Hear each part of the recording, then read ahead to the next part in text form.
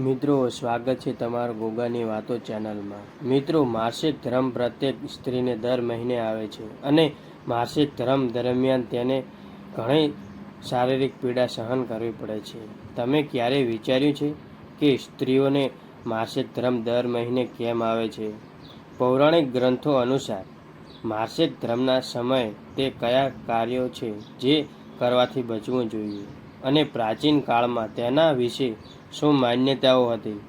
મિત્રો, આજના વિડીયોમાં અમે તમને જણાવીશું કે કઈ પૌરાણિક કથા અને કારણોસર સ્ત્રીઓએ માસિક ધર્મ આવે છે અને ભગવાન શિવજીએ માતા પાર્વતીને આ વિશે કઈ કથા સંભળાવી હતી તે આજના વિડીયોમાં જાણીશું।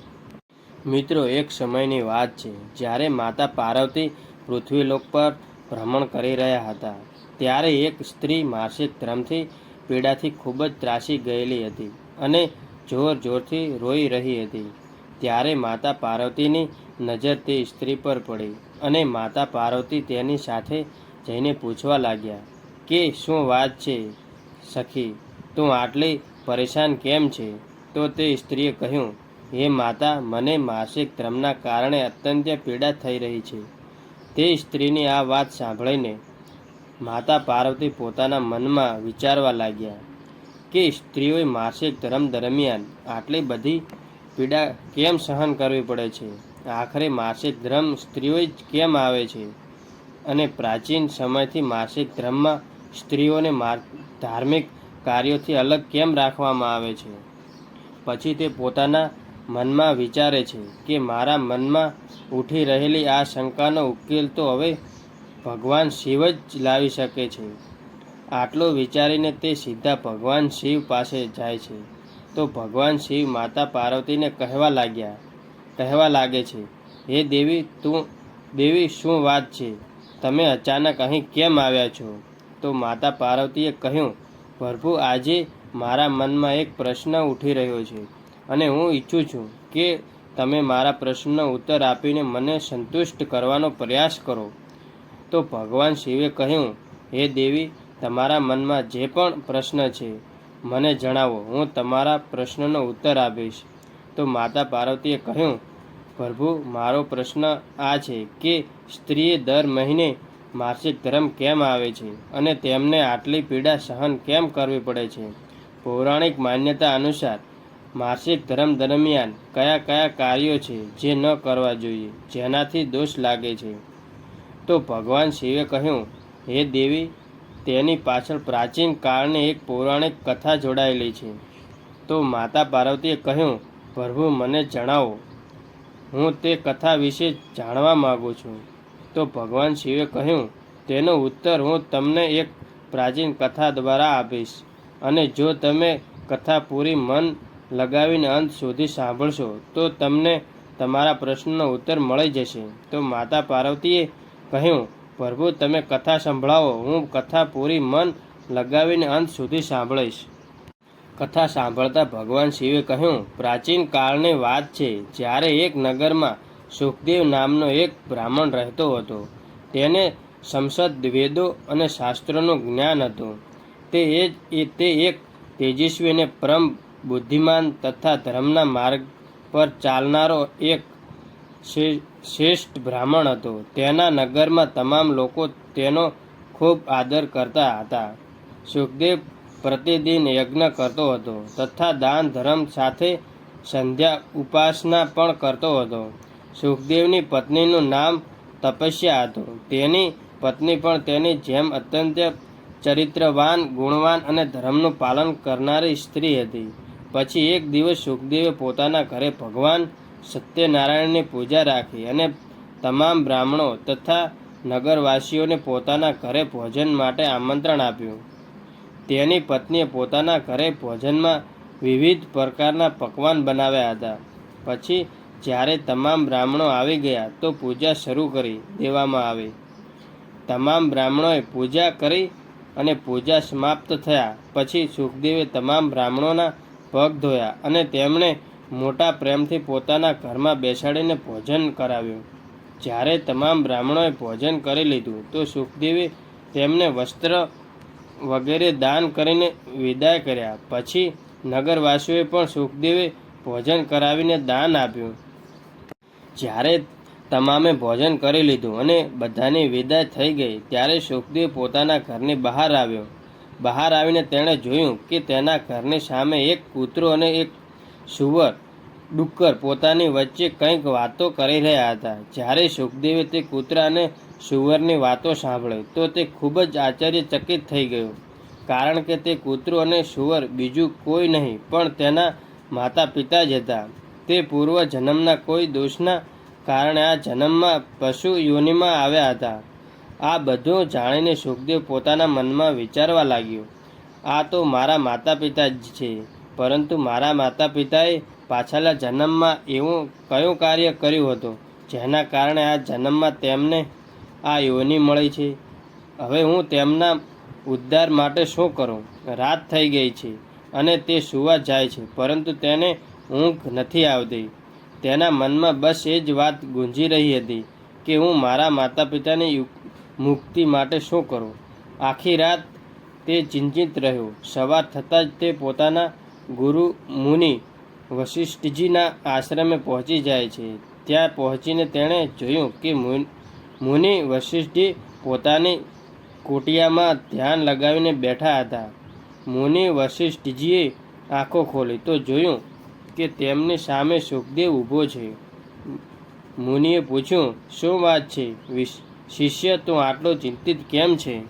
સુખદેવે કહ્યું, ગુરુજી, કાલે મારી સાથે જે ઘટના બની છે તે વાતને લઈને હું ખૂબ જ ચિંતિત છું. કાલે મેં પોતાના ઘરે સત્યનારાયણ ભગવાનનું પૂજન કરાવ્યું હતું. પછી જ્યારે હું બહાર આવ્યો તો મેં જોયું કે મારા દ્વાર પર એક કૂતરો અને એક સુવર વાત કરી રહ્યા હતા. તે કૂતરો કહી રહ્યો હતો કે આજે આપણા પુત્રના ઘરમાં બ્રાહ્મણોના ભોજન માટે જે દૂધ રાખેલું હતું તેમાં એક સાપે પોતાનું ઝેર ઓકી દીધું હતું. જો મારા પુત્રના ઘરે તે ઝેરીલા દૂધથી ભોજન બને તો બધાનું મૃત્યુ થઈ જાય. તેથી મેં તે વાસણનું બધું દૂધ પી લીધું. ત્યારે મારી વહુએ જોઈ લીધું અને તેણે મને દંડાથી ખૂબ જ માર્યો, જેનાથી મને ખૂબ પીડા થઈ રહી છે.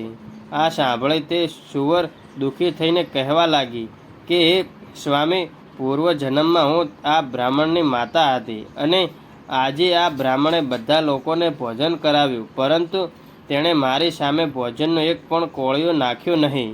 વાતને આગળ જણાવતા સુખદેવ બોલ્યો, ગુરુજી, આ વાતો સાંભળીને હું પરેશાન છું કે મારા માતા પિતાએ પાછલા જન્મમાં એવો કયો દોષ કર્યો હતો જેના કારણે તેમની આ દશા થઈ ગઈ? કૃપા કરીને મને જણાવો. ત્યારે મુનિ વશિષ્ઠજીએ ધ્યાન લગાવીને બધું જોઈ લીધું. પછી તે સુખદેવ કહેવા લાગ્યા, હે સુખદેવ, તારા માતા પિતા જે પાછલા જન્મમાં બ્રાહ્મણ હતા તેમણે એક દિવસ એકાદશીનું વ્રત રાખ્યું, પરંતુ વ્રત હોવા છતાં તેમણે ભોજન કરી લીધું હતું. બીજું, તે તેમના પોતાના દ્વારે આવેલા ભિખારીને ભોજન કરાવ્યા વિના જ ભગાડી દીધો હતો, જે કારણે તે ભિખારીએ તેમને શ્રાપ આપ્યો હતો કે તારે પણ ભૂખથી તડપવું પડશે. અને તારા માતા પિતાએ તે સમયના ધાર્મિક નિયમોનું ઉલ્લંઘન કરી માસિક ધર્મ દરમિયાન તારી માતા સાથે સંબંધ બાંધ્યો હતો. આ જ કારણોસર તેમણે કૂતરાની યોનિ મળી છે. હવે તો તારી માતા વિશે સાંભળ. પૌરાણિક કાળમાં ધાર્મિક નિયમો અનુસાર માસિક ધર્મ દરમિયાન સ્ત્રીઓએ પૂજાપાઠ અને રસોઈના કાર્યોથી દૂર રહેવાનું હોય છે, પરંતુ તારી માતાએ પાછલા જન્મમાં માસિક ધર્મ દરમિયાન આ નિયમો તોડીને ભોજન બનાવ્યું હતું અને પૂજા ઉપાસના કરી તુલસીને જળ ચડાવ્યું હતું. તે જ ધાર્મિક દોષના કારણે તેમને આ યોનિ મળી છે. પ્રાચીન માન્યતાઓ અનુસાર માસિક ધર્મ દરમિયાન સ્ત્રી 3 થી 5 દિવસ માટે માસિક કાર્યો માટે યોગ્ય ગણાતી નથી. તેથી તે સમયે સ્ત્રીઓએ પૂજાપાઠ ન કરવો જોઈએ.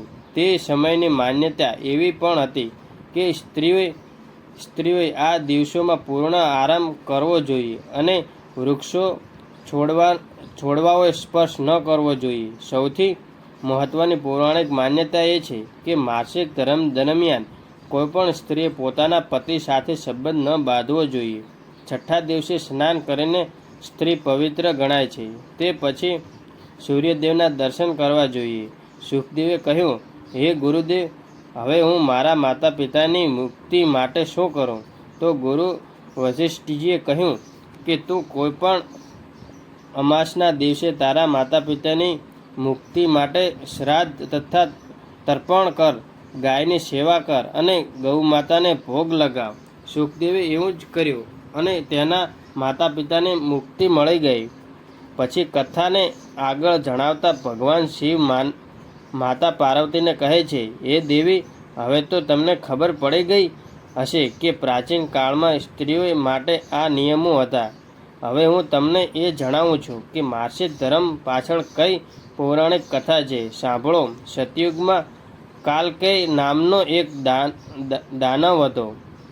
એક દિવસ તમામ દાનવોએ સર્વલોક પર આક્રમણ કરી દીધું. તેઓએ ડરીને બ્રહ્માજી પાસે ગયા. બ્રહ્માજીએ કહ્યું કે મહિષદજી પાસે જાઓ, તે પોતાના હાડકામાંથી તમને અસ્ત્ર આપશે. તમામ દેવતા મહિષી દજીના આશ્રમે જાય છે અને પ્રાર્થના કરે છે. મહિષી દજીજ દેવતાઓના રક્ષણ માટે પોતાના પ્રાણ ત્યાગીને અસ્ત્ર બનાવવા હાડકાં આપે છે. ઇન્દ્રદેવ અને કાલદેવી દાન વચ્ચે ભીષણ યુદ્ધ થાય છે. દેવરાજ ઇન્દ્ર વજ્રનો પ્રહાર કરીને કાલકેયને મારી નાખે છે, પરંતુ કાલકેય એક બ્રાહ્મણ હતો, તેથી ઇન્દ્રદેવને બ્રહ્મ હત્યાનું પાપ લાગે છે. ઇન્દ્રદેવ બ્રહ્મદેવ પાસે જાય છે અને બચવાનો ઉપાય પૂછે છે. બ્રહ્માજીએ કહ્યું, આ પાપથી બચવા તમારે આ બ્રહ્મ હત્યાને 4 ભાગમાં વહેંચવી પડશે. પહેલો ભાગ અગ્નિ લેશે, બીજો ભાગ જળ લેશે, ત્રીજો ભાગ વૃક્ષો લેશે અને ચોથો ભાગ સ્ત્રીઓએ સ્વીકાર્યો. ભગવાન શિવે કહ્યું, હે દેવી, આ રીતે ઇન્દ્રદેવના પાપનો ચોથો ભાગ સ્ત્રીઓએ પોતાના માથે લીધો હતો. પૌરાણિક કથા અનુસાર તે જ કારણે સ્ત્રીઓએ માસિક ધર્મ આવે છે અને તેમને પીડા સહન કરવી પડે છે. તેથી જ પ્રાચીન માન્યતા છે કે તે સમયગાળા દરમિયાન પુરુષે સ્ત્રી સાથે શારીરિક સંબંધ ન બાંધવો જોઈએ. મિત્રો, આ પૌરાણિક કથા તમને કેવી લાગી? અમે કોમેન્ટ કરીને જરૂર જણાવો અને ગોગાની વાતો ચેનલને સબસ્ક્રાઈબર કરજો.